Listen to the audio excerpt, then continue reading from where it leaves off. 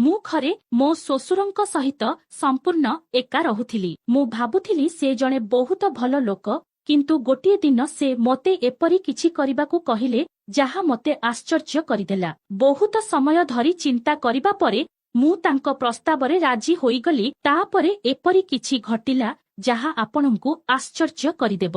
नमस्कार बंधुगण, मोर नाम कामिनी एवं मु 26 वर्ष बयस। मु बहुत सुंदर। मु प्रतिदिन व्यायाम करुथिबारु मु मो शरीर को फिट रखिथाए। मोर विवाह को 6 वर्ष बीती जाइथिला। दारिद्र्य हेतु मो बापा माँ मते कम बयसरे जणे धनी पुओ सहित विवाह देइथिले, किंतु से प्रायतः असुस्थ रहुथिले एवं तांकर हृदयर समस्या थिला। मु मो विवाहरे बहुत खुशी नथिली, किंतु मो स्वामी मते बहुत भल पाउथिले। मोर विवाह को 2 वर्ष होई जाइथिला, किंतु से पर्यंत आमर कौनसी संतान होई नथिला। आम घरे मु मो स्वामी एवं मो श्वशुर थिलु। आमे 3 जण बहुत खुशी ओ प्रेम रे रहुथिलु। मो श्वशुरଙ୍କ बयस प्राय 50 वर्ष हेबो, किंतु से तांको शरीर को फिट रखिथिबारु बहुत कम बयसर देखा जाउथिले। तापरे गोटिए दिन मो स्वामीଙ୍କ स्वास्थ्य खराब होईगला एवं बहुत प्रयास सत्वे मध्य आमे तांकु बंचाइबारे सक्षम होई नथिलु। मो उपरे दुखर पहाड़ भांगी पड़िला परि लागिला। मु विधवा होईगली। धीरे धीरे मो स्वामीଙ୍କ देहांत हेबार बहुत दिन बीतीगला। मो श्वशुर एवं मु दुहे सेही घरे रहुथिलु। मु बहुत दुखित होईगली, किंतु मो श्वशुर प्रायतः मते सांत्वना देउथिले। कामिनी, जाहा हेबार थिला ताहा होईगला। एते चिंता कर नाही, तुमे मध्य असुस्थ होईजिब। मु तुमको कहुछि जे एबे तुमे पुणी विवाह कर। तुमर बयस बा केते? किंतु सेही समयरे से मोते अजब दृष्टिरे देखुथिले। तापरे मु मो परिवार को प्रतिपालन करिबा पई काम करिबा आरंभ कली, कारण मो परिवार रे कौनसी रोजगारक्षम सदस्य नथिले। मु सारा दिन ऑफिस रे रही संध्या 7टा सुद्धा घर को फेरी जाउथिली। मो श्वशुरଙ୍କ व्यवसाय भल चलिथिला। मु टंका विषय रे विशेष चिंतित थिली। मु भाबुथिली घरे बेकार बसी कोन करिबी, सेथिपई मु काम करे। एहा टिकिए मन को विभ्रांति एवं समय बिताइबार एक उपाय थिला। मो स्वामीଙ୍କ मृत्यु को बहुत दिन होई जाइथिला,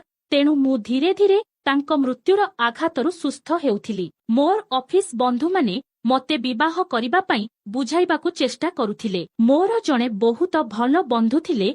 आमे दुहे एकाठी ऑफिस जाऊ। गोटिए दिन ऑफिस छाड़िबा समयरे मो बंधु मते घर को डाकिले। तांको घर मो ऑफिस एवं मो घर मझिरे पड़ुथिला, तेणु मु तांको घर को गली। आमे चा पीलु एवं तापरे एही विषय कथा हेलु। मो बंधु पचारिला, तुमे जानिछंती ऑफिस रे कोन चलिछि? मु कहिली, ना सांग, एथिरे मो पई कोन फरक पड़िला। मु केवल मजा करिबा पई ऑफिस जाए। तापरे मो सांग कहिला, तापरे सुन, आम ऑफिस रे समस्ते भल भाबरे मिसी जांती एवं जदि काहार कौनसी समस्या ठाए तेबे सेमाने समस्ते मिसी ताहाकू समाधान करंती। देख, ऑफिस रे जणे काम करुथिबा महिला जनक विधवा थिले, किंतु ऑफिस रो लोकमाने तांकू विवाह करि देइथिले। एबे से बहुत खुशी रे रहुछंती एवं सेमानंक पई एक समर्थन पालटिछंती। मु तांको कथारे अधिक ध्यान न देई घर को गली। मु धीरे धीरे बुझी पारुथिली जे मो सांग कोन कहुछि। मोर विवाह विषय रे भाबुथिली। तापरे मु घर को आसी मो श्वशुरंक पई खाद्य रांधिली एवं निजे खाइली।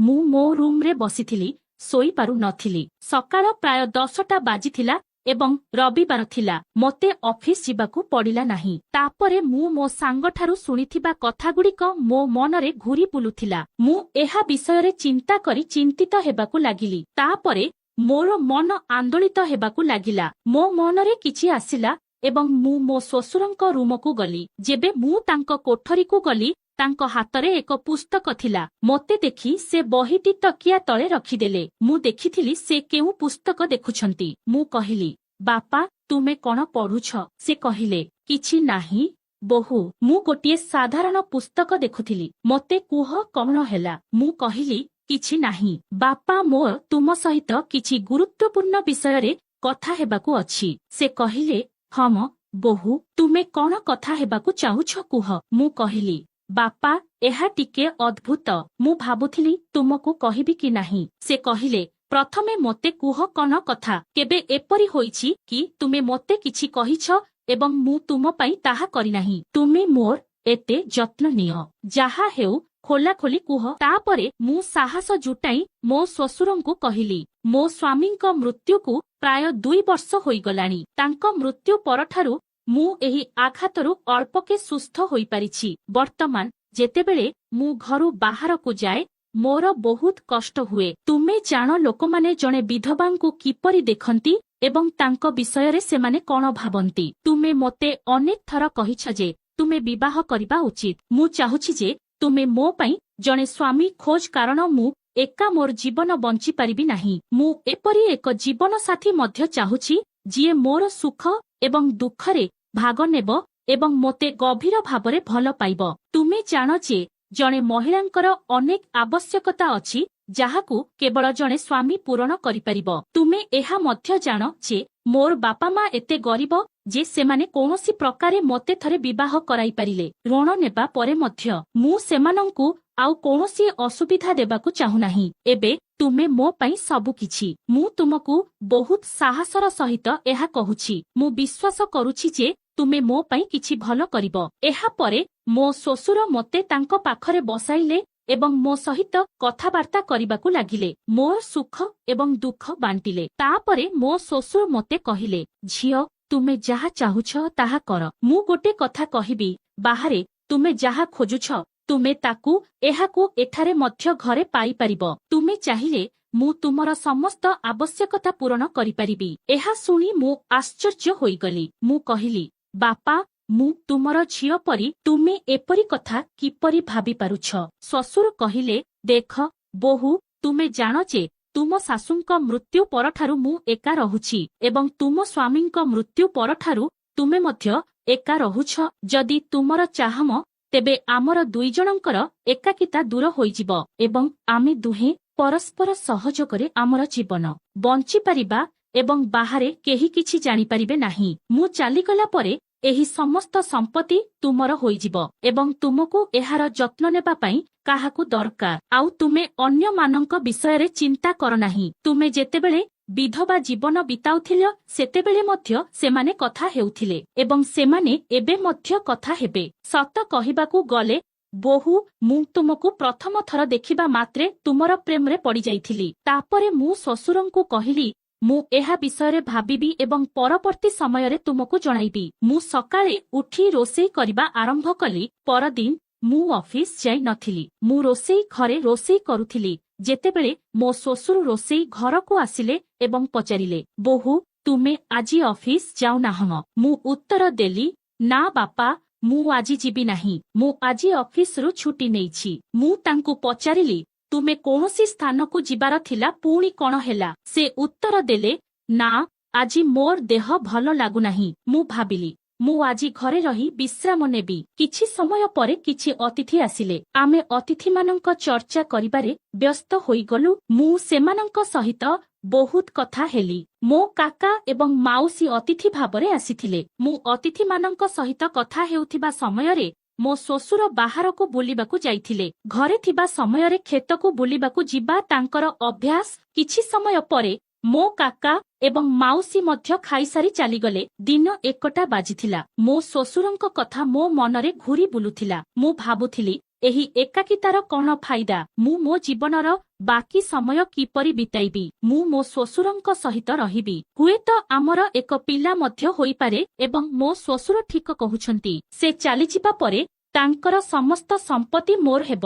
ମୋତେ ତାଙ୍କ କଥା ଟିକିଏ ଗମ୍ଭୀରତାର ସହିତ ବିଶ୍ୱାସଯୋଗ୍ୟ ଲାଗିଲା। ତାପରେ ମୁଁ ତାଙ୍କୁ କଲ କରି କହିଲି, ବାପା ଖାଦ୍ୟ ପ୍ରସ୍ତୁତ ହୋଇଗଲାଣି, ଆସ ଏବଂ ଖାଇନିଅ। ସେ କହିଲେ, ମୁଁ ଏବେ ବାହାରେ ଅଛି ଏବଂ ମୋତେ କିଛି ସମୟ ଲାଗିବ। ମୁଁ କହିଲି, ଠିକ ଅଛି, ମୁଁ ବାହାରକୁ ଯାଉଛି। ମୁଁ ସନ୍ଧ୍ୟାରେ ବିଳମ୍ବରେ ଫେରିବି କାରଣ ମୋତେ କିଛି ଜିନିଷ କିଣାକିଣି କରିବାକୁ ଯିବାକୁ ପଡ଼ିବ। ତାପରେ ମୁଁ ବଜାରକୁ ଯାଇ ନିଜ ପାଇଁ ଏବଂ ମୋ ଶ୍ୱଶୁରଙ୍କ ପାଇଁ କିଛି ପୋଷାକ କିଣିଲି। ମୁଁ ଘରକୁ ଫେରିବା ପରେ ସନ୍ଧ୍ୟା 7ଟା ବାଜିଥିଲା। ମୋ ଶ୍ୱଶୁର ତାଙ୍କ କୋଠରୀରେ ଶୋଇଥିଲେ। ମୁଁ ତାଙ୍କୁ ଉଠାଇଲି। ଚାରିପାଖରେ ନୀରବତା ଥିଲା। ସନ୍ଧ୍ୟା 8ଟା ବାଜିଥିଲା। ତାପରେ ମୁଁ ମୋ ଶ୍ୱଶୁରଙ୍କ ପାଖକୁ ଯାଇ ସେ ମୋତେ ଯେଉଁ ବିଷୟରେ କହିଥିଲେ ତାହା ପାଇଁ ମୁଁ ହମ୍ କହିଲି। ଏହା ଶୁଣି ସେ ଖୁସି ହେଲେ। ତାପରେ ମୁଁ ତାଙ୍କ ସହିତ, ଏହାପରେ ଆପଣ ବୁଝିପାରୁଥିବେ, ଯାହା ଆପଣ ଭାବୁଥିବେ ତାହା ସବୁ ହେଲା। ବୁଝିପାରୁଥିବେ କଣ ହେବାର ଥିଲା। ମୁଁ ପୁଣି ମୋ ଶ୍ୱଶୁରଙ୍କୁ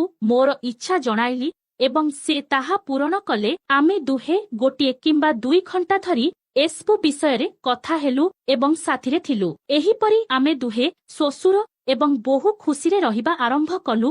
ଏବେ ମୋର କୌଣସି ସମସ୍ୟା ନାହିଁ, କାରଣ ଯେତେବେଳେ ମୋତେ କୌଣସି ସ୍ଥାନକୁ ଯିବାକୁ ପଡ଼େ ମୁଁ ମୋ ଶ୍ୱଶୁରଙ୍କ ସହିତ ଯାଏ ଏବଂ ଆମେ ନିଜକୁ ଉପଭୋଗ କରୁ। କିଛିଦିନ ପରେ ମୋ ଶ୍ୱଶୁର କହିଲେ, କାମିନୀ, ଏବେ ତୁମେ ମୋ ବ୍ୟବସାୟ ବିଷୟରେ ସବୁକିଛି ବୁଝିବା ଉଚିତ ଏବଂ ନିଜେ ଏହାର ଯତ୍ନ ନେବା ଉଚିତ। ତାପରେ ମୁଁ ମୋର ଚାକିରି ଛାଡ଼ି ତାଙ୍କ ସମ୍ପୂର୍ଣ୍ଣ ବ୍ୟବସାୟକୁ ନିଜ ହାତକୁ ନେଇଗଲି। ଏବେ ଆମେ ଦୁହେଁ ସେଥିପରି ରହିବା ଆରମ୍ଭ କଲୁ। ମୁଁ ମୋ ଶ୍ୱଶୁରଙ୍କ ପ୍ରତ୍ୟେକ ଆବଶ୍ୟକତାର ଯତ୍ନ ନିଏ ଏବଂ ସେ ମଧ୍ୟ ମୋର ଯତ୍ନ ନିଅନ୍ତି। କିଛି ସମୟ ପରେ ଆମର ଏକ ପିଲା ହୋଇଥିଲା ଏବଂ ଆମର ଜୀବନ ବହୁତ ଭଲ ଚାଲିଛି, କାରଣ ମୋ ଶ୍ୱଶୁର ମୋର ସମସ୍ତ ଆବଶ୍ୟକତା ପୂରଣ କରୁଥିଲେ। ଆମେ ଏବେ ଦୁନିଆ ଚିନ୍ତା କରୁନାହୁଁ।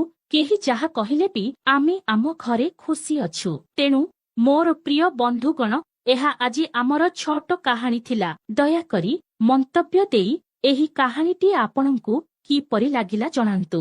ଯଦି ଆପଣ ଏହାକୁ ଉପଭୋଗ କରିଛନ୍ତି, ଦୟାକରି ଏହାକୁ ଲାଇକ୍ କରନ୍ତୁ ଏବଂ ଆପଣଙ୍କ ବନ୍ଧୁମାନଙ୍କ ସହିତ ସେୟାର କରନ୍ତୁ। ଯଦି ଆପଣ ଏହିପରି ଆହୁରି ଆକର୍ଷଣୀୟ ଏବଂ ରୋମାଣ୍ଟିକ କାହାଣୀ ଶୁଣିବାକୁ ଚାହାନ୍ତି, ଦୟାକରି ଚ୍ୟାନେଲକୁ ସବସ୍କ୍ରାଇବ କରନ୍ତୁ।